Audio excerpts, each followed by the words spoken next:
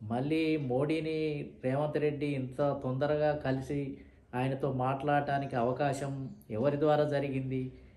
అసలు దీని వెనకాల ఉన్న మతలబ్ ఏంటిది?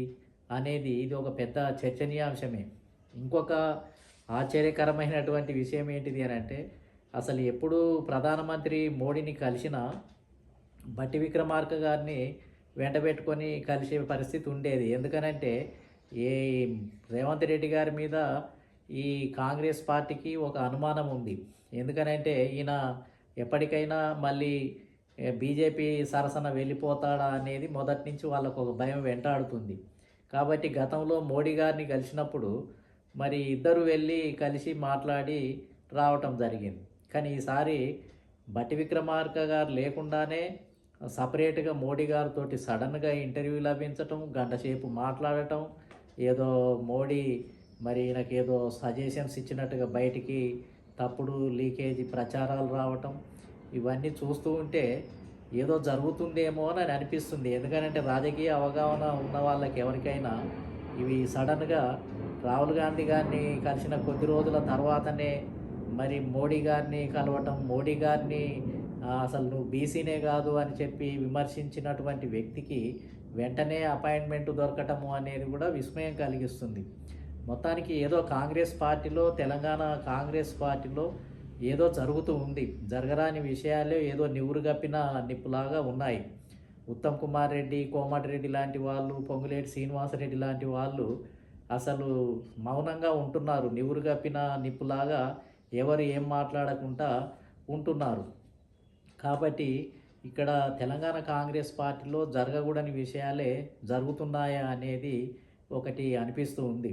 ఇంకా ముఖ్యమైన విషయం ఏంటిది అనంటే, అసలు బీఆర్ఎస్ నాయకులను వెంటనే అరెస్టు చేస్తారు, అరెస్టులు జరుగుతాయి అని పెద్ద ఎత్తున ప్రచారం జరిగింది. అదేవిధంగా ఆ ఫోన్ ట్యాపింగ్కు సంబంధించినటువంటి విషయాల్లో చాలా విషయాలు బయటకు వస్తాయి. దాని తర్వాత అరెస్టులు పెద్ద ఎత్తున ఉంటాయి.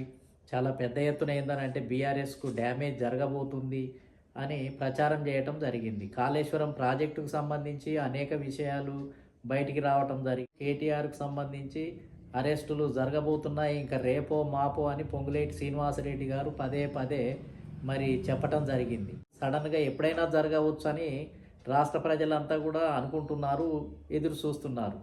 కానీ ఏవి జరగటం లేదు. బీఆర్ఎస్ మీద ఇప్పటివరకు అన్ని మాటలే తప్ప ఇప్పటివరకు ఎలాంటి చర్యలు లేవు, ఎలాంటి దానికి సంబంధించినటువంటి అరెస్టులు లేవు. అంటే ఏదో రాజీ పడిపోయిందని కూడా కొన్ని వదంతులు క్రియేట్ అవుతూ ఉన్నాయి. రేవంత్ రెడ్డి గారు కూడా అప్పుడప్పుడు ఏదో నేను బీజేపీకి వ్యతిరేకమే అని తెలియజేయడం కోసమే 2-3 విమర్శలు చేస్తూ తర్వాత మళ్ళీ సద్దుమణిగినటువంటి పరిస్థితిని కూడా చూస్తూ ఉన్నాం.